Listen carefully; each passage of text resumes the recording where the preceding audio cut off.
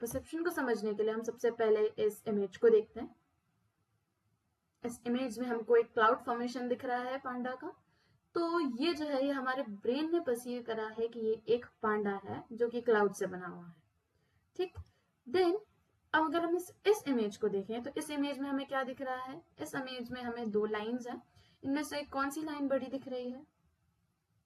Okay, certainly हमको ये चीज पता है कि दोनों लाइन सेम है, लेकिन हमारा ब्रेन जो है उसे इल्यूजन होता है कि ये जो लाइन है ये बड़ी है और ये लाइन छोटी है। ऐसा क्यों होता है?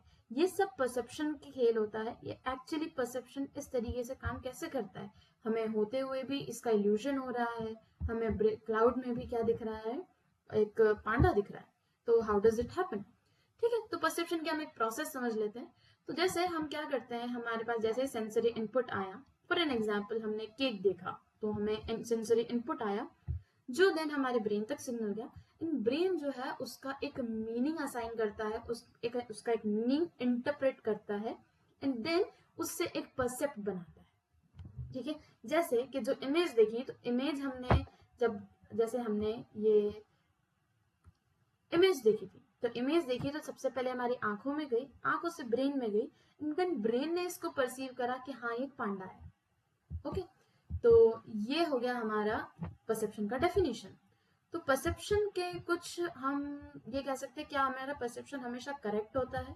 तो नहीं, हमारा परसेप्शन हमेशा करेक्ट नहीं होता है। क्यों? ऐसा क्यों? तो एक एग्जाम्पल समझते हैं।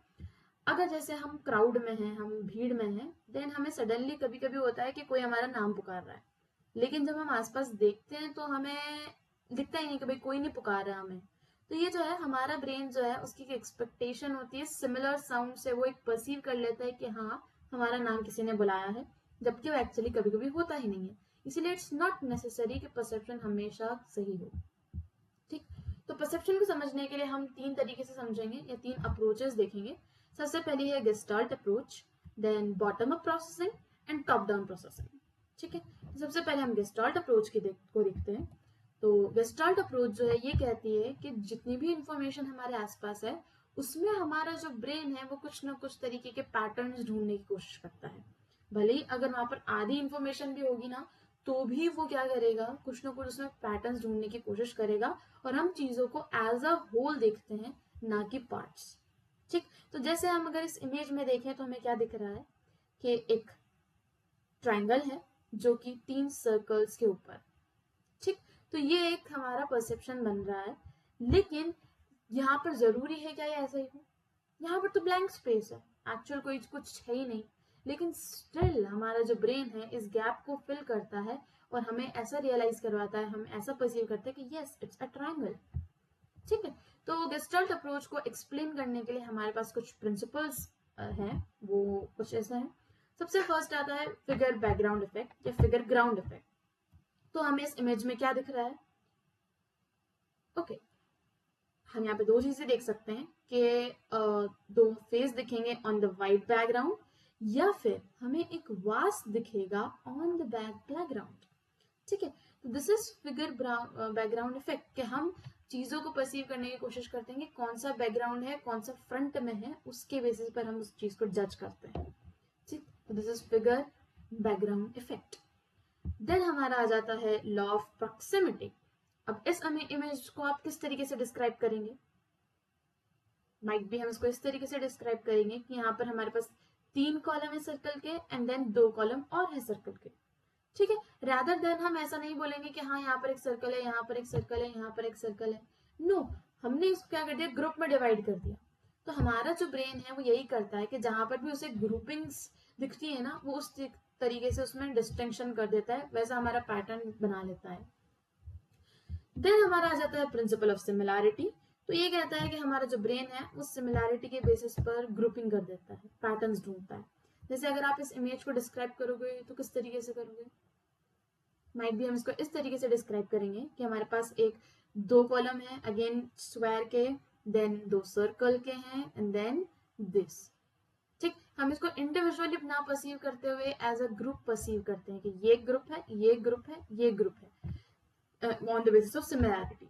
ठीक है, और इसका एक अच्छा एग्जाम्पल भी ये है कि जैसे हम क्रिकेट देखते हैं तो क्रिकेट में इसीलिए जो टीम होती है उसके प्लेयर्स के जो ड्रेस होता है, ड्रेस कोड होता है, वो सेम होता है, ताकि हमें इजीली पता चल जाए कि ये कलर का जिसका भी टी शर्ट है वो इस ग्रुप का, या जो ब्लू जिसने पहना है वो इंडियन टीम का है। दैट्स प्रिंसिपल ऑफ सिमिलैरिटी, हम कंफ्यूज नहीं होते हैं।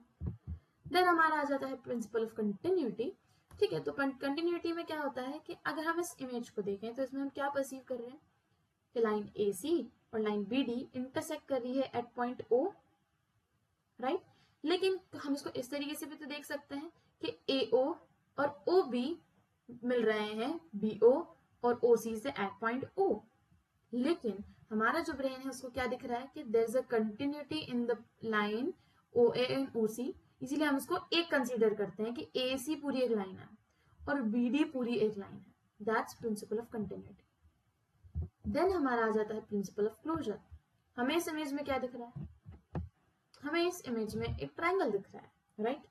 इंस्पाइट कि हमारे यहाँ पे गैप्स है, ये कंप्लीट ट्रायंगल नहीं है, स्टिल हमारा जो ब्रेन है इसको as a complete triangle perceive करता है because of the closeness. That's principle of closure. Okay, तो यहाँ पर हमने गेस्टाल्ट अप्रोच के सारे प्रिंसिपल्स भी देखे हैं, figure ground effect, proximity, similarity, continuity and closure. Okay, तो हम आगे आते हैं on the bottom up processing.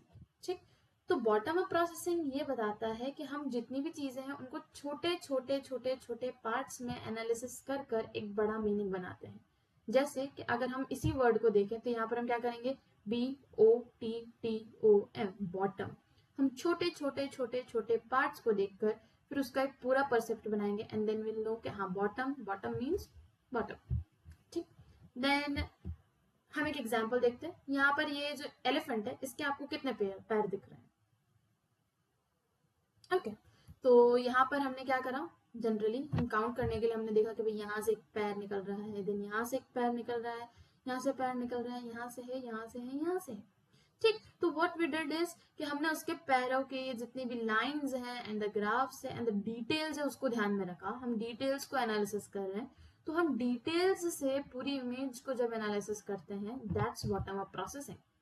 ठीक है, तो इसको हम 3 तरीके से पढ़ सकते हैं, 3 इसके मेजर प्रिंसिपल्स कह सकते हैं, वो कुछ ऐसे हैं।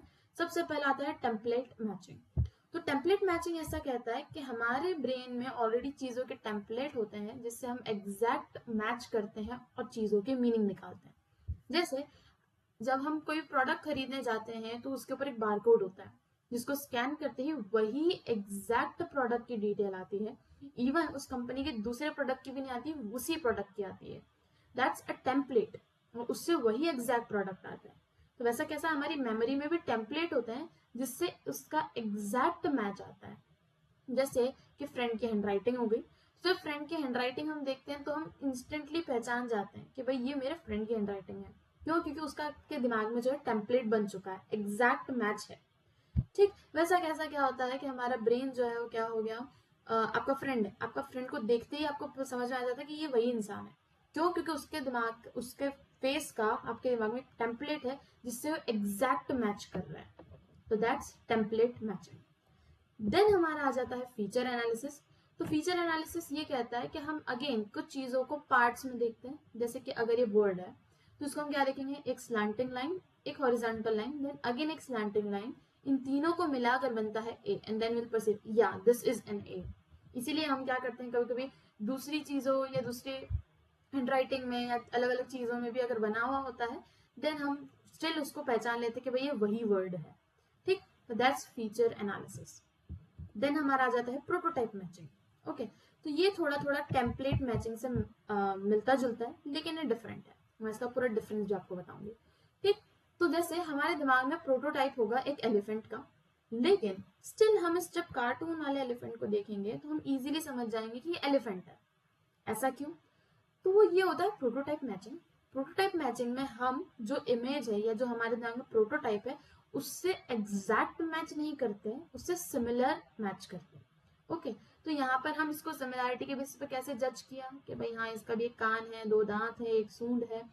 ठीक, तो हमने उसके बेसिस पर क्या करा है, इसको जज किया है एंड क्योंकि इस प्रोटोटाइप से सिमिलर है, इससे थोड़ा थोड़ा मिलता जुलता है, इसीलिए हमने इसको कंक्लूड किया है कि yes this is a elephant.